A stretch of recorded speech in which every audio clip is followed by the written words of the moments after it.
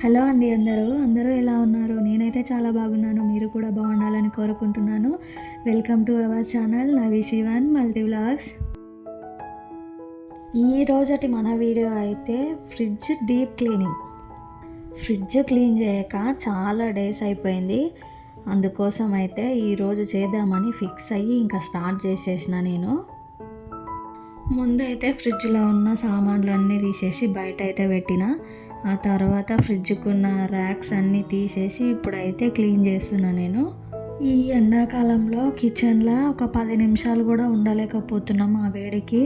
కానీ పోయి నేను మధ్యాహ్నం పూటనే పెట్టుకున్నా ఈ పని. ఇంకేం చేయాలి, తప్పదు కదా. ఒక దిక్కు చెమటలు గారిపోతుంటే ఇంకొక దిక్కు ఈ క్లీనింగ్ పని పెట్టుకున్నా నేను.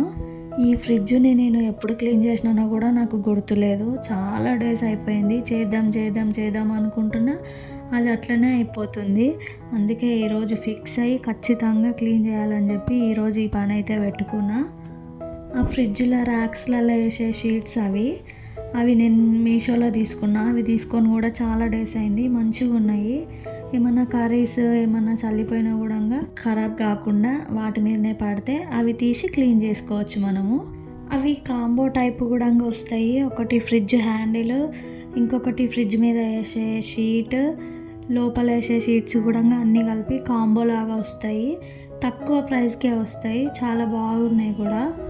మన వీడియోని చూస్తూ సబ్స్క్రైబ్ చేసుకొని వాళ్ళు ఎవరైనా ఉంటే సబ్స్క్రైబ్ చేసుకోండి, లైక్ చేయండి, షేర్ చేయండి, కామెంట్ కూడా పెట్టండి వీడియో ఎలా అనిపించిందో. నేను నా ఫస్ట్ ప్రెగ్నెన్సీలో ఇన్ని పనులన్నీ నేనేం చేసుకోలేదు. ఇప్పుడే చేసుకుంటున్నా అంతే. ఇంకా మనం ఫస్ట్ ప్రెగ్నెన్సీలో తీసుకున్న కేరింగ్ అవన్నీ సెకండ్ థర్డ్కి తీసుకోవాలంటే వీలు కాదు కదా. ముందు పిల్లలు ఉంటారు, వాళ్ళని చూసుకోవాలి, ఇంట్లో చూసుకోవాలంటే ఇబ్బంది ఉంటుంది. ఎప్పుడు నాకు ఒకటి అనిపిస్తుంది, నాకు ఒక చెల్లెలు ఉండింటే ఎంత బాగుంటుండేనో అని అనుకుంటా నేను. ఎక్కడైనా ఇద్దరు అక్క చెల్లెళ్ళని చూసినప్పుడు నాకైతే నాకు కూడా ఒక చెల్లెలు ఉండింటే ఎంత బాగుంటుండే, నా పిల్లల్ని చూసుకుంటుండే, మమ్మల్ని పట్టించుకుంటుండే కదా, నాకు కూడా హెల్ప్ఫుల్గా ఉంటుండే కదా అని అనిపిస్తుంది. కానీ ఆ అదృష్టం నాకు లేదు.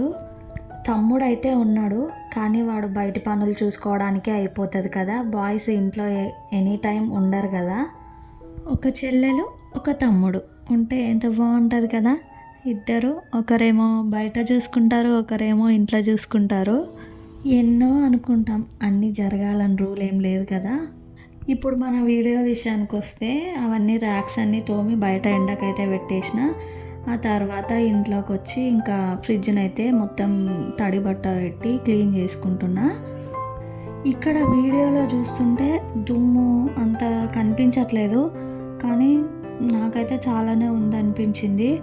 అందుకే ఇంకోటి చాలా డేస్ అయింది కదా అని చెప్పి ఇంకా ఇప్పుడైతే క్లీన్ చేస్తున్నా. ఇంకోటి ముందు నాకు హెల్త్ ఎట్లుంటుందో, నేను చేసుకోగలుగుతానో లేదో అని చెప్పి ఇప్పుడు కొంచెం యాక్టివ్గానే ఉన్నా కదా అని చెప్పి ఈ పని అయితే పెట్టుకున్నా. ఇంకా మధ్యలో మా పాప అయితే వచ్చి ఒకటే సతాయించిందిలే బాగా.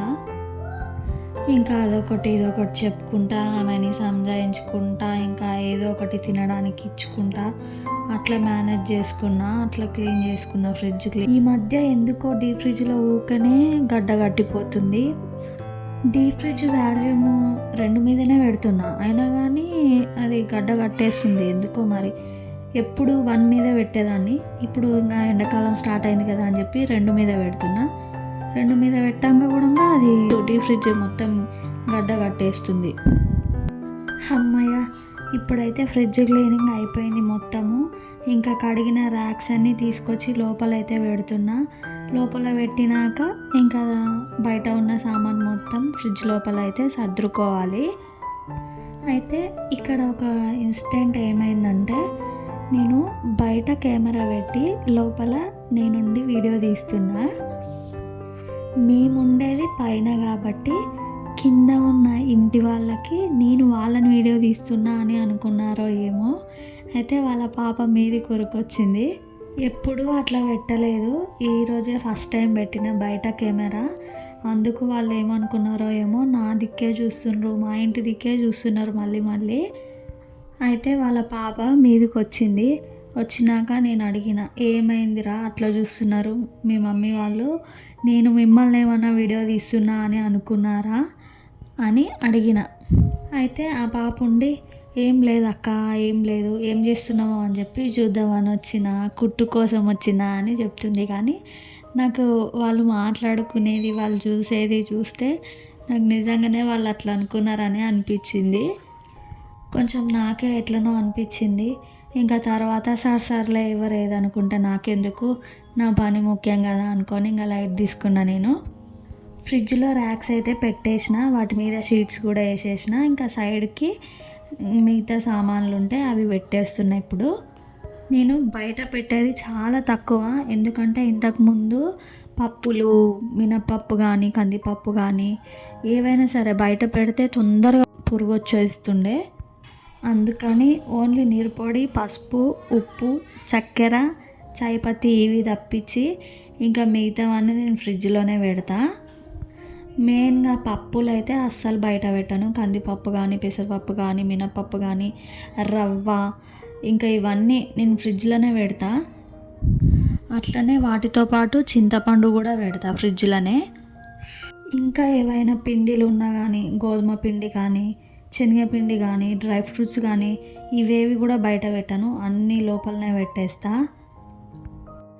ఇదండి ఈరోజటి మన ఫ్రిడ్జ్ క్లీనింగ్ వీడియో నచ్చితే లైక్ చేయండి, షేర్ చేయండి, సబ్స్క్రైబ్ చేసుకోండి, సపోర్ట్ చేయండి.